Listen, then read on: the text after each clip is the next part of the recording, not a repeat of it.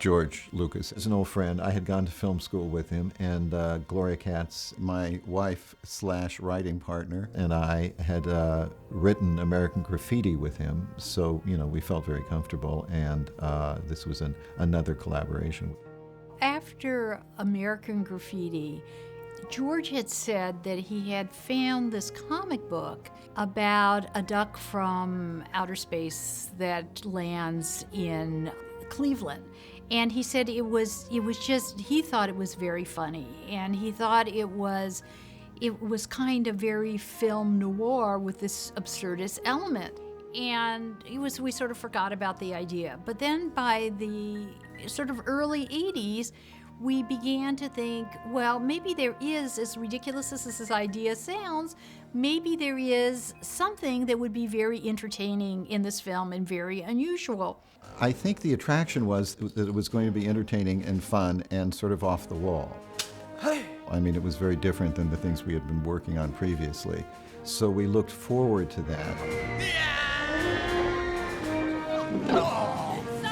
Are you ready for an incredible story? Help! Somebody help!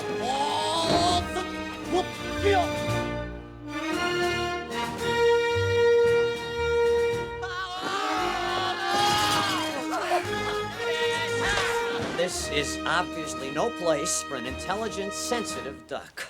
Well, Steve Gerber, we met with him and talked to him about the comic book and how he saw Howard's journey on Earth.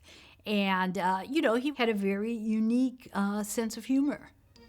So Gloria and I sat down and started working on stories. Actually, the original story that we came up with was Howard in Hawaii, because we thought it'd be sort of fun to shoot there.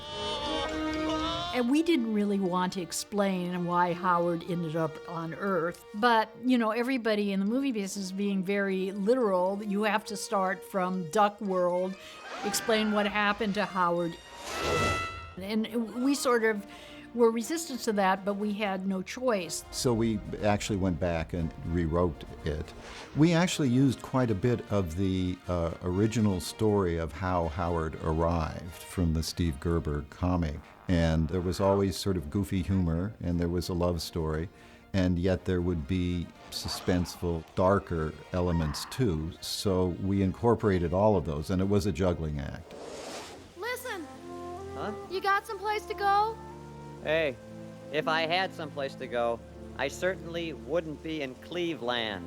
Casting Beverly was interesting because I think we looked at every young woman, every young actress, dancer, singer, because she was in this group Cherry Bomb, which is a group we had to put together. So we did a lot of casting, and we saw a lot of beautiful girls. I remember I was running around at thrift stores trying to buy stuff to audition with so that I could look like a cross between Madonna and Cyndi Lauper. I remember trying so hard to find rosaries and weird jewelry and everything for my big audition at Willard and Gloria's house for Beverly Switzler. Well, we loved Leah in Back to the Future, and George really loved Leah also.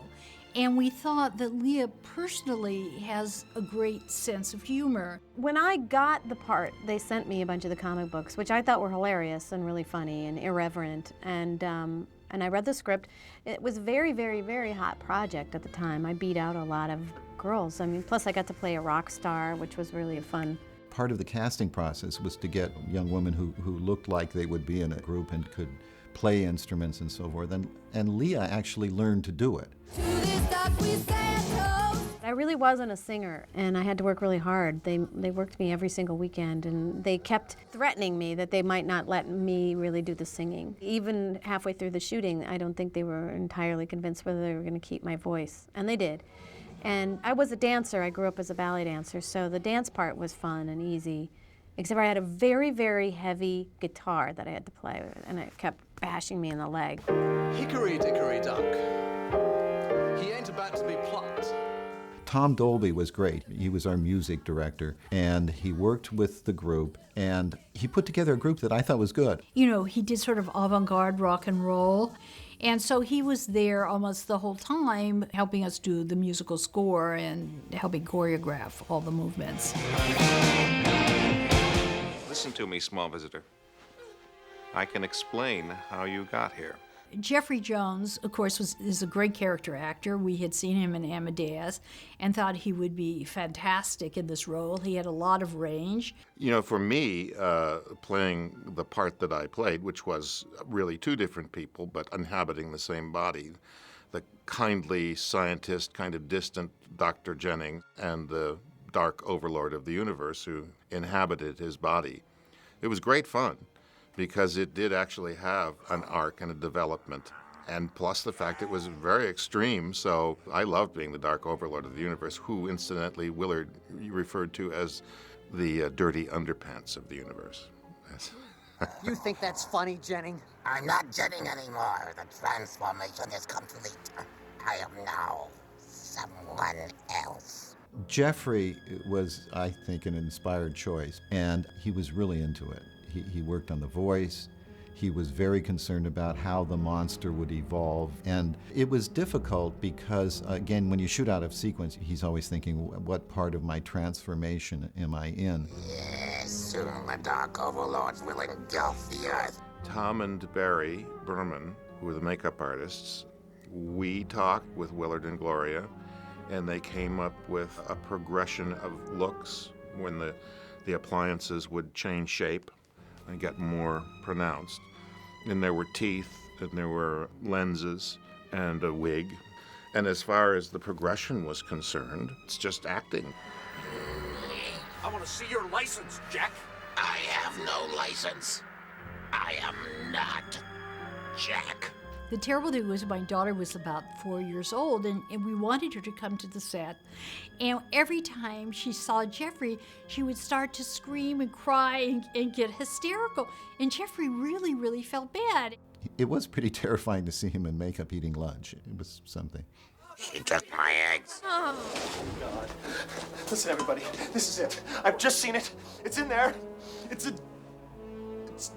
Tim Robbins, we discovered in auditions. It's nothing! It's nothing! Never mind! Carry on, Doctor. And Tim really understood the script, understood how silly and absurd it was going to be. And he was just a kid out of UCLA. And, you know, I thought, this is a really, really gifted actor. Howard! People knew that there was this guy who was up and coming, and he came in and gave a great reading.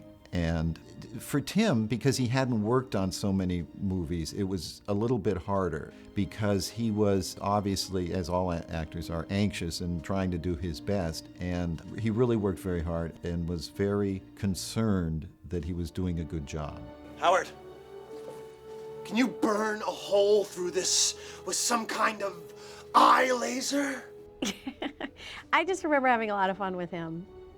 He's a great guy, and I was really happy to have spent all that time with him. He's so tall and strong. I remember he could go like this with me. He could like push me, like press me. He was very strong. You wouldn't think he is so strong. Look at this wonderful exhibit. It's so lifelike and realistic. Bug off! The other thing that we had talked to George for years about, should we do this live action or should we animate it? And we really wanted to animate it. But Universal needed a picture for that summer, and there's no way, you know, you need years and years to do an animated picture. So George said, well, we can build the duck, we can do it with the technology that we have. In those days, you didn't have CGI as much. So we were left with using puppets and doubles in Howard the Duck costumes. So we're building various ducks, and the ducks are constantly exploding or losing feathers, or the proportions of the duck are wrong.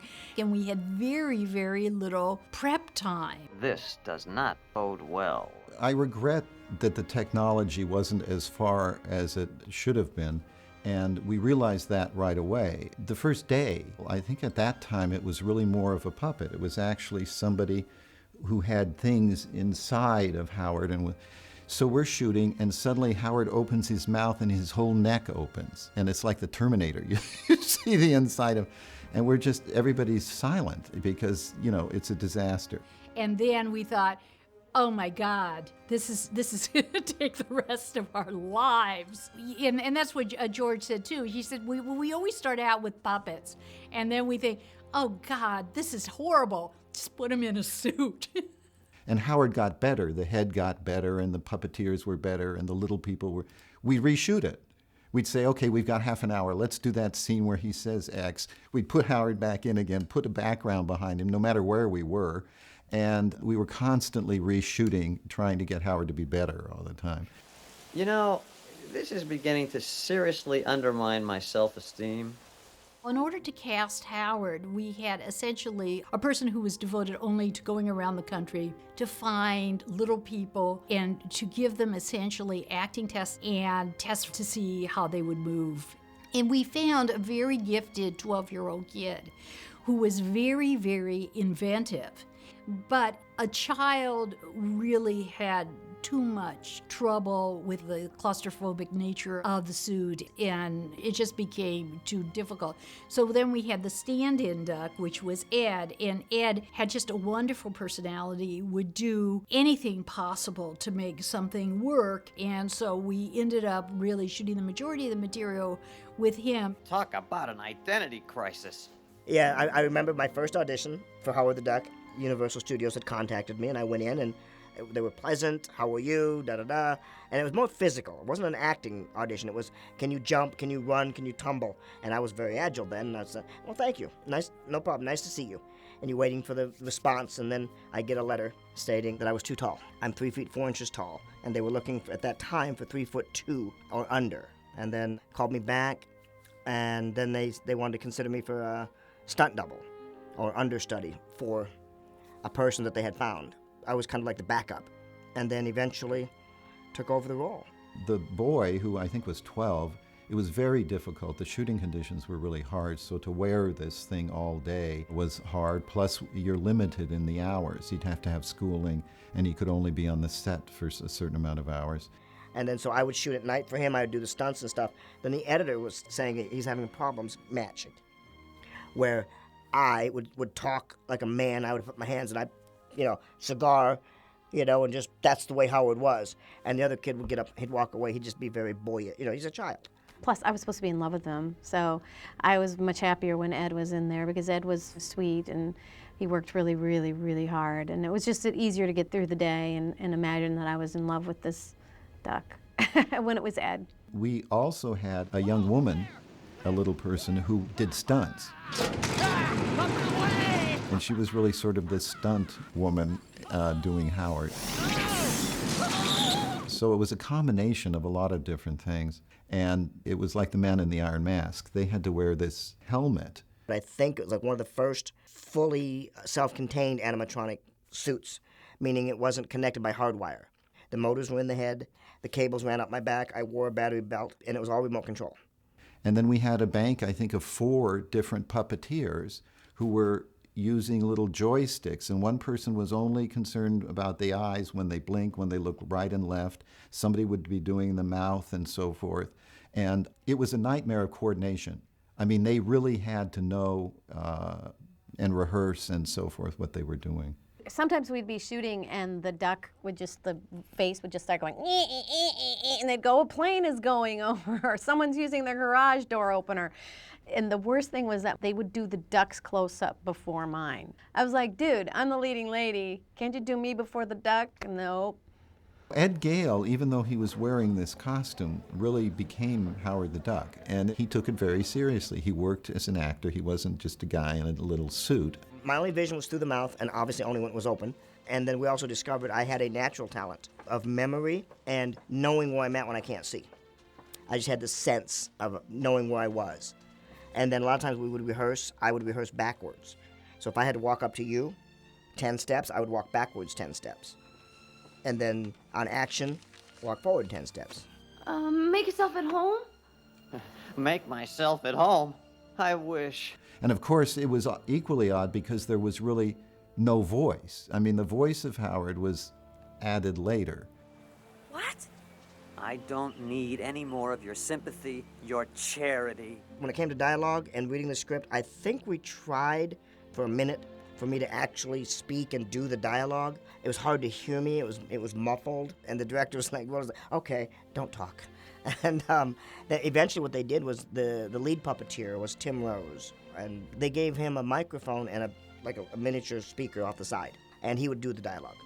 You know, and those suits are hot and claustrophobic, and you have all those gears running. You know, you'd see little Howard sitting there between takes, and they'd have a hair dryer stuffed in his bill to keep him cool. It was quite a trial. Ed was a real trooper. He really was great. It was very difficult to get in and out of the suit, so he had to be in it for a long time, and you couldn't go to the bathroom, so you had to hold it. Going to the bathroom was interesting. It was really funny, though. It's a lot like football players. They sweat so much, you never have to go, because if you're drinking and sweating, it never hits your kidneys, So I never really had to go. And I didn't think about that for like weeks into the show. And I'm like, yeah, I don't go to the bathroom, do I?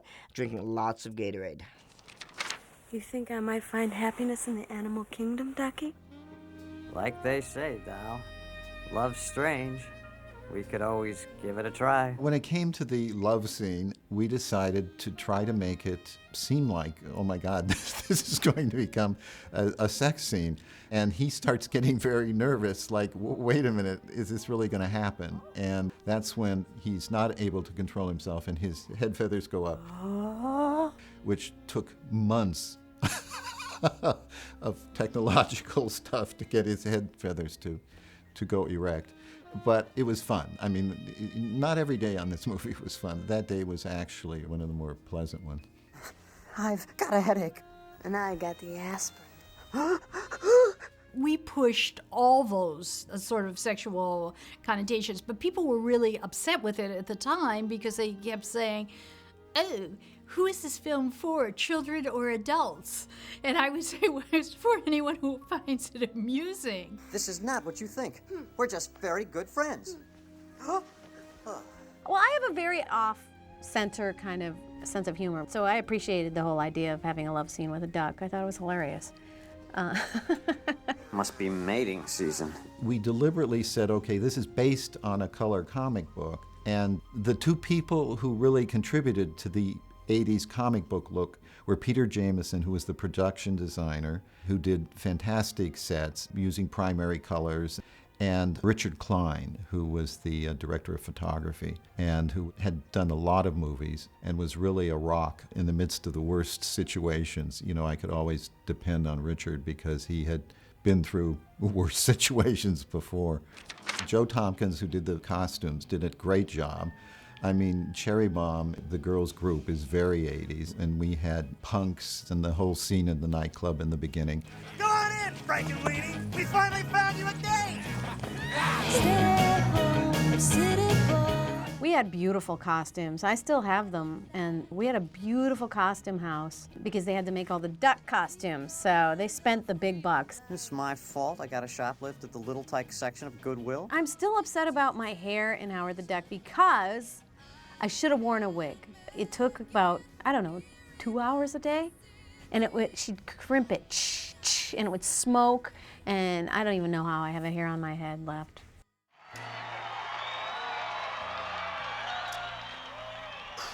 Creating Duckworld was interesting, and we had to imagine, well, aside from it being populated with ducks instead of people, what would it be like and what would the scale be? So Peter Jameson, had a whole thing figured out, well, if a table's this size. And so throughout the film, we would shoot different segments of Duckworld. Wow! Which also meant that we had a team of little people.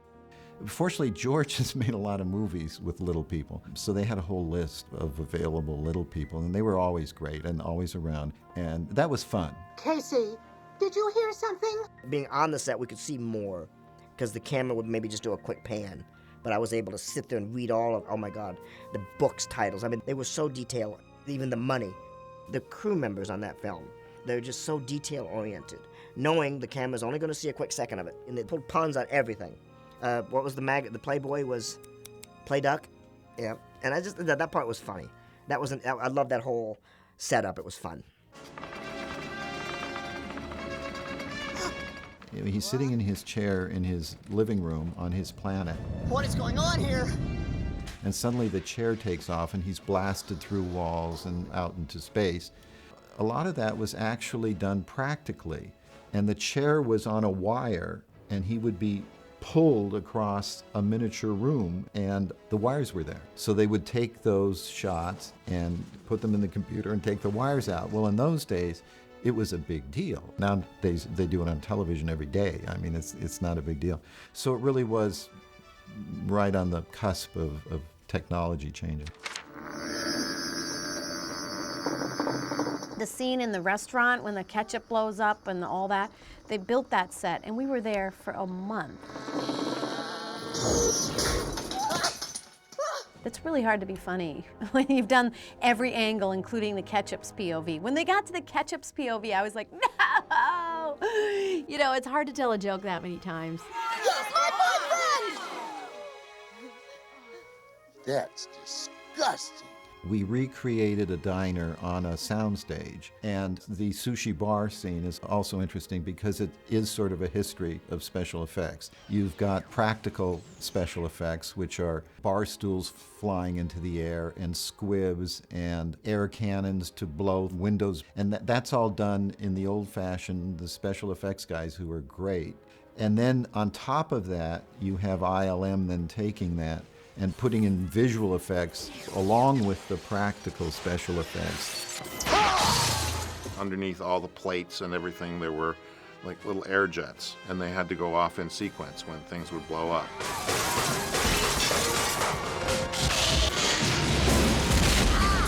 They get the point, Jennings. The problem is when you use special effects and they do not work, you're losing so much valuable time and have hundreds of people standing around.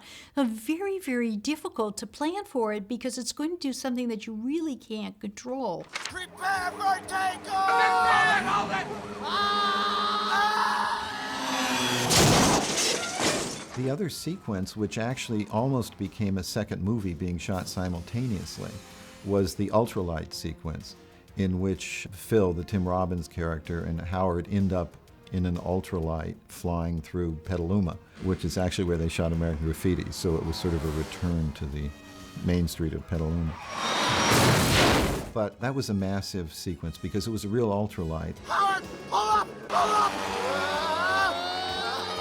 The ultralight sequence was just really designed by Joe Johnston, and not only being dangerous in that they actually flew it, but just the whole coordination and the crew and everything that went into it was just monumental. Howard, pull it up!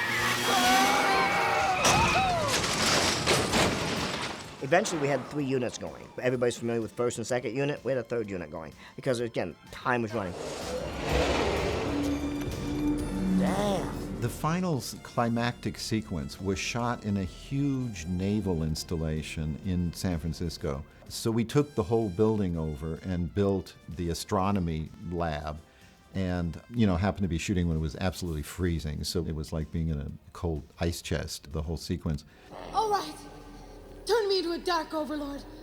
I'll still spit in your wormy face. Oh, I was so sick. And I was laying on the table tied down, and my dress was like all ripped off, and they would like throw a blanket on me between takes. I was coughing. I was like, you know, it took a whole month.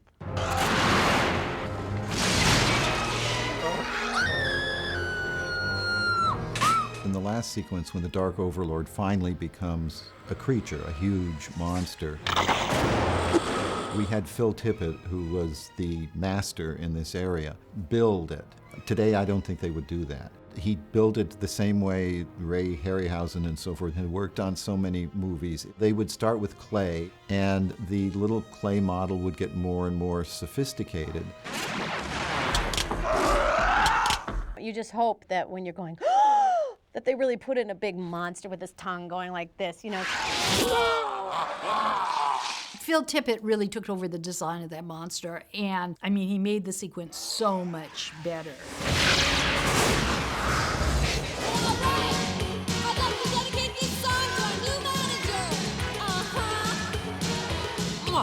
We had the big concert scene at the end where Howard finally goes on stage, and it was shot in a big auditorium in San Francisco.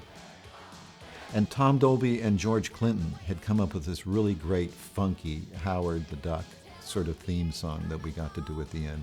So it was like, doing our own little rock concert with Howard. They call him Howard the Duck. No way to conceal it. What I also remember is I never got a day off, because my days off would be spent working on the choreography, learning the guitar, and recording. We had to record all that music before we shot it. I enjoyed it. I got to do a little dancing, got to move, and again, it was different. I was younger, I was more agile.